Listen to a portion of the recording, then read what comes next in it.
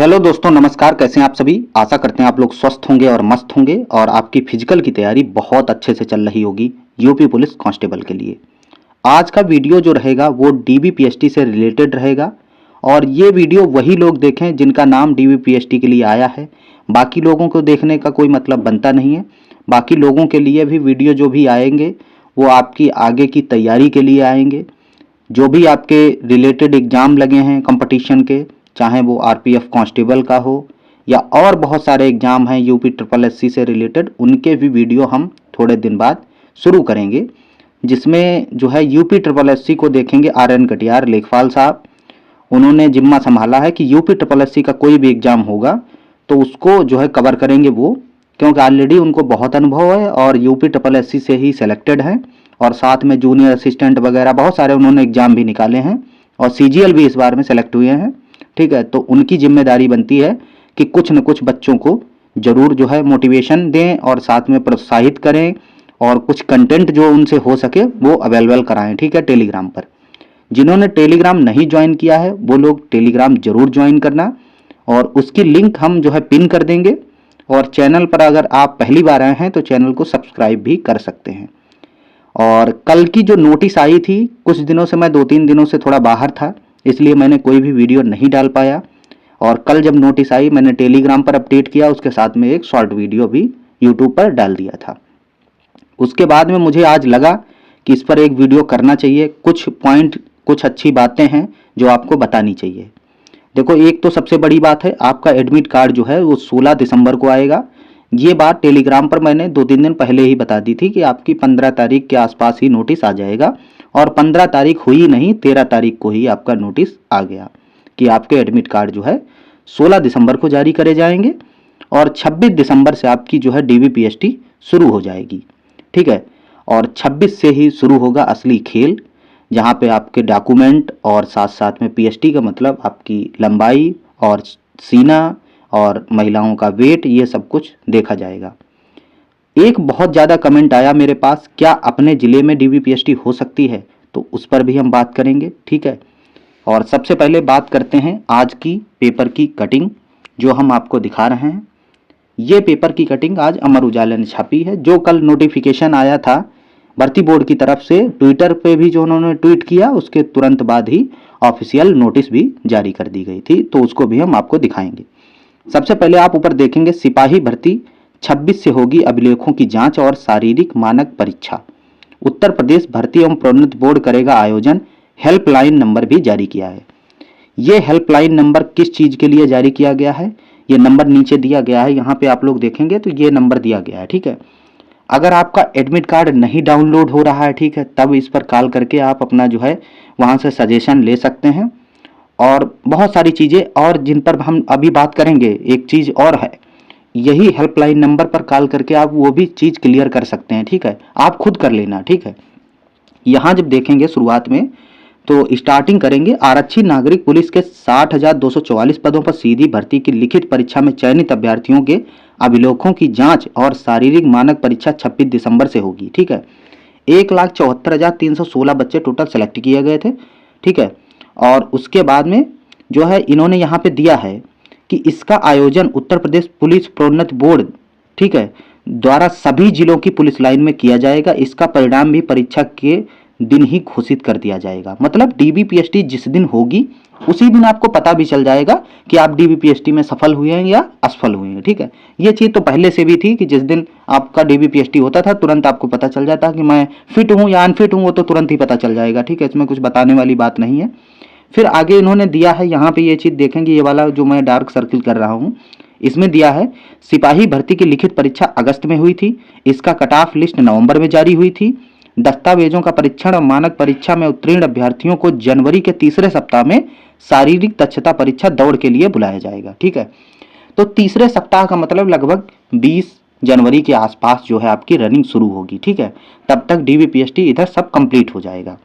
और इन्होंने यहाँ पर सभी जिलों में बोर्ड गठित किए गए हैं। ठीक है, इसमें बोर्ड में कौन कौन से अधिकारी रहेंगे, तो इसमें जो अधिकारी रहेंगे सीओ साहब रहेंगे। ठीक है, सीओ साहब, उसके अलावा ठीक है एडिशनल एसपी, ठीक है, और ये सीओ साहब तो रहेंगे रहेंगे। ठीक है, डीवाईएसपी इनको बोलते हैं। तो ये दोनों लोग हो रहेंगे। उसके अलावा कुछ शिक्षा विभाग के अधिकारी, जैसे शिक्षा विभाग का जो अधिकारी सबसे बड़ा अधिकारी होता है बेसिक शिक्षा अधिकारी, तो उनको भी रखा गया है। कुछ स्वास्थ्य विभाग के अधिकारी सीएमओ वगैरह, तो हो सकता है उनकी भी ड्यूटी इसमें लगा दी जाए। तो ऐसा नहीं है कि पुलिस विभाग ही इसमें जो है इन्वॉल्व है, और भी विभाग इसमें इन्वॉल्व रहेंगे ताकि कहीं पर कोई गड़बड़ी ना हो। ठीक है। और सबसे मेन टॉपिक है ये वाला कि जैसे बहुत लोग डीवी में तो कोई बाहर नहीं होता, लगभग पीएसटी में बाहर होने के चांस रहते हैं, किसी की हाइट कम है, ठीक है, किसी का कुछ कम है। तो यहाँ पर ये वाला देखेंगे, ये वाला पॉइंट आप इतना पढ़ के एक बार अच्छे से रीड कर लीजिए।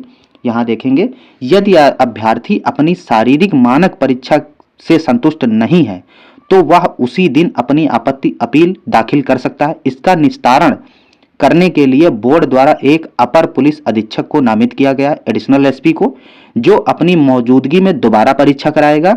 जो अभ्यर्थी दोबारा परीक्षा में असफल हो जाएंगे उनको भर्ती के लिए अनुपयुक्त घोषित कर दिया जाएगा, उनकी अपील आगे स्वीकार नहीं होगी। वहीं यदि कोई अभ्यर्थी नियत दिनांक, समय और स्थान पर परीक्षण में शामिल होने में असफल रहता है तो वह संबंधित जिले के नोडल अधिकारी को इसके कारणों का हवाला देकर अन्य तिथि पर परीक्षा में शामिल होने के लिए प्रत्यावेदन दे सकता है। अब इसमें का कारण क्या है, जैसे आपकी हाइट कम है या आपका चेस्ट कम है, ठीक है, या महिलाओं में आधा किलो वेट कम है, ठीक है, आपको लग रहा है कि मेरा पूरा है, वहां पे कुछ गड़बड़ी हुई उसके कारण नहीं हो पा रहा है, तो आप तुरंत एक वहां पर एक आपको फॉर्म दिया जाएगा, आप उसको आपत्ति फार्म बोलते हैं, तो उसको फिल कर देना। उसके बाद में एडिशनल साहब आएंगे शाम के टाइम लगभग 4-8 बजे, तो वो आपका दोबारा फिर मेजरमेंट करा लेंगे। ठीक है, तो ये आप लोग विशेष करके ध्यान रखना। यदि आपको लगता है कि मेरी हाइट पूरी है, मेरा चेस्ट पूरा है, तो आप वहां पर प्रत्यावेदन जरूर देना और शाम को हाइट आपकी दोबारा फिर नापी जाएगी। यदि आपकी कंप्लीट है तो आपको अंदर रखा जाएगा, अगर नहीं है तो फिर आप बाहर जाएंगे। ठीक है, उसके अलावा जैसे जिसका डीवीपीएसटी लगेगा किसी का 26 को या 28 को, अब बाई चांस उसके घर में जो है किसी प्रकार की दिक्कत आ गई, कोई डेथ हो गई, या और भी बहुत सारे कारण होते हैं, डेथ ही बहुत बड़ा कारण नहीं है, ठीक है, बहुत सारे कारण होते हैं जिनके वजह से वो डीवीपीएसटी उस दिन नहीं देना चाहता, उसके बाद में डीवीपीएसटी कराना चाहता है, तो उसके लिए वहां के नोडल अधिकारी को एक एप्लीकेशन लिख के पहुंचानी पड़ेगी खुद उसको जाकर। ठीक है, तब वह जो है उसमें शामिल नहीं होकर कोई अगली तिथि में उसको बुला लिया जाएगा। ठीक है, ये भी उन्होंने बताया है। ठीक, आगे देखेंगे। ये तो हो गई इसकी बात। अब हम लोग चलते हैं ऑफिशियल जो नोटिस आया था उसकी, उस पर चलेंगे। ये ऑफिशियल नोटिस है। ठीक है, यहाँ से आप देखेंगे सारी चीज़ें वही हैं कि जैसे यहाँ पे देखो कि इसके लिए ये हेल्पलाइन नंबर एक जारी किया गया है, इस पर आप कॉल करके पूछ लेना। और एक चीज और इसमें, जैसे मूल अभिलेखों की ये देखो स्वतः प्रमाणित प्रति के साथ उपस्थित होना सुनिश्चित करेंगे। ठीक है, यहाँ पे साफ साफ लिख दिया गया है कि आपको किसी भी राजपत्रित अधिकारी गजेटेड ऑफिसर से साइन कराने की अनुमति जो है नहीं है। आप कराना चाहते हैं तो करा लीजिए, कोई दिक्कत नहीं है, बाकी कोई किसी प्रकार की आपको वहां पर दिक्कत नहीं होगी। सिर्फ जो भी फोटोकॉपी आप कराना स्वतः प्रमाणित कर लेना, सब पे अपने साइन कर लेना। ठीक है, जो भी आप साइन करते हो उस तरीके से, और वही आपका वहां पर मान्य हो जाएगा, किसी प्रकार की आपको दिक्कत नहीं होगी। आगे चलेंगे, अगला पॉइंट हो गया ये वाला। ठीक है, ये हेल्पलाइन नंबर है। यहाँ पर एक काम कर लेना, ये हेल्पलाइन नंबर दिया गया, इस पर आप कॉल करके एक बार जरूर पूछ लेना, क्या सर मुझे जो मैं अपने सेट तैयार किए हैं मैंने अपने डॉक्यूमेंट के, क्या उन पर मैं किसी गजेटेड ऑफिसर के साइन करवा लूं या रहन दूं, या मैं स्वतः प्रमाणित मैं खुद ही साइन करके ले आऊं। एक बार इस पर कॉल करके आप जरूर पूछ लेना। ठीक है, उसके अलावा आगे चलेंगे। ठीक है, यहाँ पर देखो अभिलेखों की समीक्षा। ठीक है, ये पॉइंट, ठीक है, यहाँ पर इन्होंने खुद बता दिया है, जनपद के किसी जिला मजिस्ट्रेट द्वारा नाम निर्दिष्ट कोई डिप्टी कलेक्टर डीवाईएसपी अध्यक्ष होगा। ठीक है, जो आपकी डीबीपीएसटी में वहां पर मौजूद होगा। खा नंबर है, कमिश्नरेट पुलिस आयुक्त वरिष्ठ पुलिस अधीक्षक द्वारा पुलिस अधीक्षक द्वारा नाम निर्दिष्ट कोई उप जो है पुलिस अधीक्षक, यहाँ पर एडिशनल एसपी की बात करेगी, अपर पुलिस अधीक्षक की बात की गई। या तो डीवाईएसपी मतलब सीओ रहेगा कोई, या अपर पुलिस अधीक्षक एडिशनल एसपी रहेगा। ठीक है, दो ही आपको वहां पर मिलेंगे। ठीक है, ये उन्होंने नोटिस में पहले ही बता दिया गया, दो अधिकारी वहां पर आपको प्रेजेंट टाइम में मिलेंगे। इसके आगे चलेंगे, जब अगला आगे जब देखेंगे, ये तो हो गई सारी बातें। अब हम लोग चलते हैं यहाँ पर। ठीक है, कुछ चीजें ये पुरुषों के लिए दी गई हैं। मानक परीक्षण, यहाँ पर आपकी हाइट जो है 168 सेंटीमीटर होनी चाहिए। जनरल ओबीसी और ईडब्ल्यूएस और एससी के लिए, अनुसूचित जाति के लिए 160 सेंटीमीटर हाइट, ठीक है, और 79-84 जो है जनरल और ओबीसी और एससी के लिए, एसटी के लिए 77 से 82 5 सेंटीमीटर फुलाव के साथ में, ये पुरुषों के लिए रहेगा, ठीक है, पीएसटी में। और उसके अलावा महिलाओं के लिए रहेगा, ये आप लोग यहाँ पे ऑफिशियल है, ये देख लीजिए महिलाओं के लिए, ठीक है, ये रहेगा, इनका जो है हाइट रहेगा 152 सेंटीमीटर, ठीक है, और एसटी जो है अनुसूचित जनजाति की, ये इनकी 147 सेंटीमीटर रहेगी हाइट, और इनका वजन के लिए जो है 40 मतलब 40 किग्रा न्यूनतम वजन इनका होना ही चाहिए, ठीक है। आगे देखेंगे, और ये सारी चीजें वही दी गई हैं आपत्तियां वाली, ये पूरा नीचे पैरा 4 नंबर पैरा दिया गया। अगर आपत्ति आपको करनी है तो तुरंत आपत्ति करिए और तुरंत उसका निस्तारण थोड़ी देर बाद करवा दिया जाएगा, उसके बाद में आपको कोई भी मौका नहीं दिया जाएगा। ये तो हो गई ऑफिशियल बात, ठीक है। कुल मिलाकर सारे पॉइंट आपके क्लियर हो गए, ठीक, ये सारे पॉइंट आपके क्लियर हुए यहाँ से डीबीपीएसटी को लेकर। अब कौन क्या कहता है उससे आपको फर्क नहीं पड़ना चाहिए, आप अपनी फिजिकल की तैयारी अच्छे से करो। कितने नंबर ज़्यादा हैं ये आपको अभी खुद ही नहीं पता है, और मेरी समझ से किसी शिफ्ट में ऐसा नहीं है कि नंबर कम हुए हों। एक ही ऐसी शिफ्ट है 31 की सेकंड, उसमें 1-2 नंबर कम हुआ है, तो उससे जो है बहुत बच्चे उसमें जो है कन्फ्यूजन क्रिएट कर रहे हैं कि मेरे 10 नंबर कम हुए हैं, 8 नंबर कम हुए हैं। अगर सच्चाई उनके नंबर उतने है ही नहीं, सच्चाई तो यही है। बाकी अगर किसी को लगता है कि मेरे 6-7 नंबर कम हो गए हैं, 7 नंबर 8 नंबर कम हुआ है, तो वो लोग एक बार मुझसे संपर्क कर लें और मुझे अपनी उम्र एक बार दिखा दें, ठीक है, फिर मैं समझ जाऊंगा कि सच में इनके 10 नंबर कम हुए हैं। लेकिन ऐसा है नहीं, वो रियल में अपने मार्क्स जो है सही से काउंट ही नहीं कर पा रहे हैं, और नंबर किसी का भी कम नहीं हुआ है। नॉर्मलाइजेशन का जो भी हाल था वो मैंने आपको बता दिया, ठीक है। जितनी शिफ्टें, अलग अलग शिफ्टों का भी मैंने बता दिया। कुछ शिफ्टें बची थी उनका मैं नहीं बता पाया, 2-3 दिन से मैं बिजी था इधर उधर काम में, ठीक है। अगर चाहिए तो मैं उनका जरूर बताऊंगा, आज ही हो सकता है। एक शिफ्ट जैसे 30 की पहली, उन लोगों ने मुझे बहुत परेशान किया है। 30 की पहली शिफ्ट जो है, इतने कमेंट, इतने मैसेज, इतने कॉल किए हैं कि 30 की पहली शिफ्ट का आप डाटा दे दो, ठीक है। डाटा देने में कोई बुराई नहीं है, मेरे पास भी वही डाटा है जो अंकित भाटी सर ने जो है रिजल्ट के बाद में गूगल फॉर्म भरवाया था, ठीक है। मेरे पास कुछ अलग का डाटा नहीं है, मैंने उन्हीं से कहा था, एक मेरे दोस्त हैं इरफान भाई, तो मैंने उनसे लिया था डाटा वो, तो उसी का मैंने एनालिसिस किया बहुत, ठीक है। भाई डाटा तो सब भर देते हैं, लेकिन उसमें छटनी बहुत करनी पड़ती है। जैसे 1000 बच्चे हैं, 1000 में सब तो सही भरेंगे नहीं, ठीक है, तो उसमें से जो है अलग अलग करके काउंट करना पड़ता है, कितने ओबीसी के हैं, कितने जनरल के हैं, कितने जो है किसने सही भरा है, किसने गलत भरा है, ठीक है, सब कुछ देखना पड़ता है।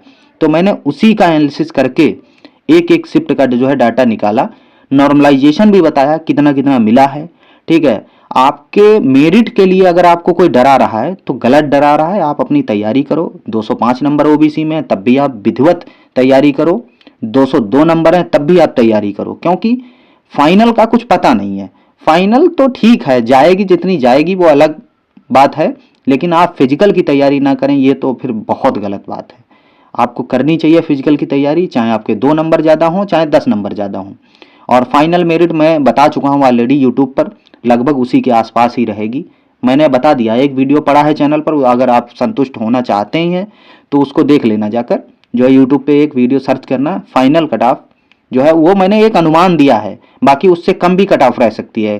फिर तो डिपेंड, मैंने बताया था उसमें वीडियो में यही बताया था साफ साफ कि डिपेंड करेगा कितना बच्चा रनिंग क्वालिफाई करता है। भाई सुबह की रनिंग बहुत हार्ड है, सुबह की रनिंग इस समय जो पता है, अगर 6 बजे रनिंग करा दी जाए तो 70 बच्चा से ऊपर पास नहीं होगा, ये बात मैं लिख के दे सकता हूँ। इतनी सांस चढ़ती है, इतनी सांस चढ़ती है, ठीक है। और फाइनल का बहुत लोग बताएंगे आपको 20 नंबर बढ़ेगी, 25 नंबर बढ़ेगी, ठीक है, सिर्फ डराने के लिए। मैं तो नहीं कहता हूँ भाई 20-25 नंबर बढ़ेगी, मैं तो एक अनुमान लेके चला था, आइडिया, ठीक है, जिस हिसाब से कि 8-10 नंबर मान के चलिए, आप 7-8 नंबर मान के चलिए, बाकी जो भी होगा देखा जाएगा। लेकिन 6-7 नंबर तो मेरिट लगभग बढ़ेगी, क्योंकि बच्चा भी है, कितना भी फेल हो जाएगा तब भी 6-7 नंबर बढ़ जाएगी कट ऑफ फाइनल में। तो इस हिसाब से आपको फिजिकल की तैयारी जरूर करनी चाहिए दोस्त। और बाकी और भी कोई हेल्प चाहिए आपको तो आप बता सकते हैं। और मेन पॉइंट पर अब बात करते हैं, क्या अपने जिले में डीबीपीएसटी होगी, इस पर बात कर लेते हैं। भाई 1% भी चांस नहीं है कि अपने जिले में डीबीपीएसटी हो जाए। मैं बता रहा हूँ, आज मेरी बात नोट कर लेना आप, और इस बात को आप देख लेना 16 तारीख को। गर्ल्स के तो चांस बन सकते हैं कि हो सकता है उनकी डीवी जो है और पीएचडी होम डिस्ट्रिक्ट करा ली जाए, लेकिन बॉयज का किसी बंदे का भी, एक का भी होम डिस्ट्रिक्ट पे डीवी पीएचडी नहीं होगा। उसका कारण है सबसे बड़ा कि धांधली। ठीक है, अब जिसकी हाइट 167.5 होगा कि वो भी अच्छे से जुगाड़ लगाएगा होम डिस्ट्रिक्ट में, क्योंकि जो भी अधिकारी होंगे होम डिस्ट्रिक्ट के होंगे, या तो अधिकारी कहीं दूसरी और दूसरे जगह के भी अधिकारी आएंगे तब भी वो जुगाड़ लगा लेंगे कहीं ना कहीं। तो पीएचडी में कहीं ना कहीं धांधली होने के चांस रहेंगे। तो इसलिए 1% भी चांस नहीं है कि आपका होम डिस्ट्रिक्ट हो। हाँ, ये है कि पड़ोसी डिस्ट्रिक्ट या मंडल पे ये डीबी पीएचडी आपकी होगी, और होगी इस बार में 75 के 75 जिलों में, और रनिंग भी लगभग लगभग सब जिलों में होनी है। इसलिए हर जगह के ग्राउंड तैयार हैं। जैसे मेरी डिस्ट्रिक्ट में मेरा ग्राउंड तैयार कर रखा है उन्होंने अभी से। ठीक है, बाकी रनिंग करते रहो, रनिंग बहुत बड़ा खेल करेगी। लास्ट में पता चले 100 में 70 पास हो रहे हैं, 80 पास हो रहे हैं, ठीक है, 60 पास हो रहे हैं, ठीक है, तो रनिंग वाला फैक्टर भी रहेगा और हाइट वाला फैक्टर बहुत बड़ा रहेगा। हाइटलेस बहुत होंगे बच्चे, और उसके साथ साथ में चेस्ट में इतना ज़्यादा फर्क नहीं पड़ता है। चेस्ट अगर थोड़ा बहुत कम है तो चला लेते हैं काम, वो लोग जानते हैं कि अभी ट्रेनिंग है आगे तो उसमें बढ़ जाएगा कहीं ना कहीं, लेकिन हाइटलेस बहुत जाएंगे बच्चे। उसके अलावा डीवी पीएचडी भी बहुत लोग छोड़ेंगे। ठीक है, मैंने वीडियो बनाया था स्किप के लिए। जो भी अभी एसएससी जीडी के हैं, बहुत सारे कैंडिडेट ऐसे होंगे जिनको लगेगा यार मुझे एसएससी जीडी करनी है तो मैं इसका नहीं कराऊंगा, तो वो लोग भी छोड़ देंगे। ठीक है, आई होप आप लोगों को सारी बातें समझ में आई होंगी अच्छे से। अगर कोई भी आपका डाउट है किसी को लेकर तो वो आप कमेंट बॉक्स में जो है अपना कमेंट कर देना, वहाँ से हम आपका जो है रिप्लाई ज़रूर करेंगे उसके लिए, और ज़रूरत पड़ेगी तो उसके लिए एक वीडियो भी डालेंगे। धन्यवाद। जय हिंद, जय भारत।